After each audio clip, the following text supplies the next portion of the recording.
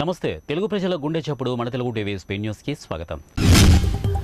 Andhra Pradesh United teachers federation వారి ఆధ్వర్యంలో ప్రతి నెల 1వ తారీఖున ఉద్యోగులకు ఉపాధ్యాయులకు జీతాలు చెల్లించాలని మరియు ప్రభుత్వం ఇవ్వవలసిన 18,000 కోట్ల రూపాయల బకాయిలను వెంటనే విడుదల కోరుతూ విజయవాడ నందు జిమ్ఖానా గ్రౌండ్స్లో 36 గంటల పాటు ధర్నా చేయడానికి పిలుపునిచ్చారు. ఈ కార్యక్రమం నిర్వహించుటకు వారికి పోలీసు వారు ఎటువంటి అనుమతి ఇవ్వనందున వారు డిమాండ్లను నెరవేర్చుటకు ర్యాలీలు చేసేందుకు ప్రయత్నించుతున్నారు అని ముందుగా సమాచారం ఉంది. ఈ కార్యక్రమంలో పాల్గొనే వారిపై చట్టరీత్యా తగు చర్యలు తీసుకోబడును అని ఏసీపీ రవికాంత్ అన్నారు. రాష్ట్ర ప్రభుత్వం మెగా డిఎస్సి విడుదల చేయాలని కోరుతూ భారత ప్రజాతంత్ర యువజన సమాఖ్య కడప జిల్లా అధ్యక్ష కార్యదర్శులు ముడియం చిన్ని వీరణాల శివకుమార్ తెలిపారు. ఈ సందర్భంగా వారు మాట్లాడుతూ జగన్మోహన్ రెడ్డి నిరుద్యోగులకు ఇచ్చిన మాట తప్పరు, మడమ తిప్పరు. రాష్ట్ర వ్యాప్తంగా డిఎస్సి అభ్యర్థులు అనేకసార్లు నిరసనలు, ప్రదర్శనలు, ధర్నాలు చేసినప్పటికీ స్పందించకపోవడంతో 3వ తేదీ విద్యాశాఖ మంత్రి బొత్స సత్యనారాయణ క్యాంపు కార్యాలయం ముట్టడించారు. అయినా సరే ప్రభుత్వం స్పందించకపోవడంతో ఈ నెల 10వ తేదీ ఈ ప్రభుత్వంతో తాడో పేడో తెలుసుకోవడానికి చలో సీఎం కార్యాలయం ముట్టడిని తప్పనిసరి పరిస్థితుల్లో చేపడుతున్నట్లు తెలిపారు. ఈ ముట్టడితో ఆయన ప్రభుత్వంతో చలనం వస్తుందేమో అని తెలిపారు. ఇప్పటికైనా సరే 9వ తేదీలోపు మెగా డిఎస్సి విడుదల చేయకపోతే 10వ తేదీ రాష్ట్రంలోని 10 లక్షల మంది డిఎస్సి అభ్యర్థుల యొక్క సత్తా ఏంటో జగన్మోహన్ రెడ్డికి రుచి చూపిస్తామని హెచ్చరించారు.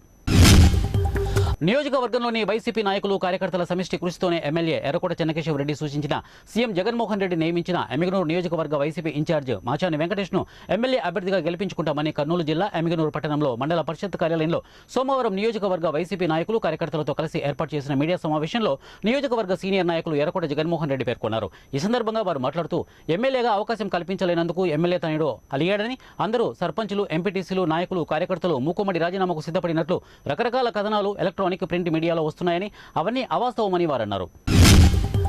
వైఎస్ఆర్ జిల్లా బద్వేలు పట్టణంలో సామాజిక సాధికార బస్సు యాత్ర పురస్కరించుకొని వైఎస్ఆర్సీపీ సీనియర్ నాయకులు, గిద్దలూరు ఎన్నికల పరిశీలకులు బంగారు సీనయ్య నివాసంలో మీడియా సమావేశం నిర్వహించారు. ఈ మీడియా సమావేశంలో ఉప ముఖ్యమంత్రి నారాయణస్వామి మాట్లాడుతూ ఎస్సీ, ఎస్టీ, బీసీ, మైనార్టీ ప్రజలకు జగనన్న పూర్తి స్థాయిలో న్యాయం చేశారని, రాబోయే ఎన్నికల్లో చంద్రబాబు కల్లబొల్లి మాటలు నమ్మి మోసపోవద్దని వైఎస్ జగన్మోహన్ రెడ్డిని మరోసారి 2024 ఎన్నికల్లో గెలిపించి అభివృద్ధిని కొనసాగించడానికి ప్రజలు అవకాశం ఇవ్వాలని పిలుపునిచ్చారు.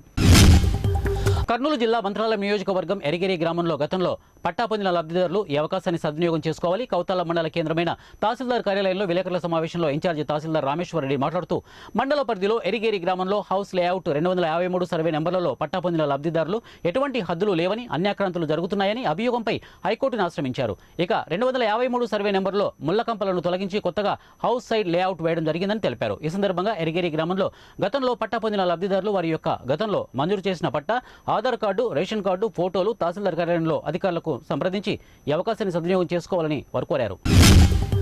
ప్రకాశం జిల్లా చీమకుర్తిలో శ్రీ చైతన్య స్కూల్ ఆధ్వర్యంలో ముందస్తు సంక్రాంతి సంబరాలు స్కూల్ విద్యార్థుల మధ్య నిర్వహించారు. స్కూల్ ప్రిన్సిపల్ నీలిమాదేవి విద్యార్థులకు 3 రోజులు వరుసగా జరుపుకునే సంక్రాంతి పండుగ విశిష్టత గురించి తెలియజేశారు. అనంతరం భోగి పంటలు వేసి విద్యార్థులకు ముందస్తు సంక్రాంతి శుభాకాంక్షలు తెలియజేశారు. తదుపరి సంక్రాంతి పండుగ పాటలకు విద్యార్థులు డ్యాన్స్ చేసి అలరించారు. ఈ కార్యక్రమంలో స్కూల్ ఇన్ఛార్జ్ సిహెచ్ అశోక్ కుమార్తో పాటు ఉపాధ్యాయుని, ఉపాధ్యాయులు పాల్గొన్నారు. విశాఖలో అట్టహాసంగా జన భాగీదారీ చైతన్య కార్యక్రమం ప్రారంభించారు.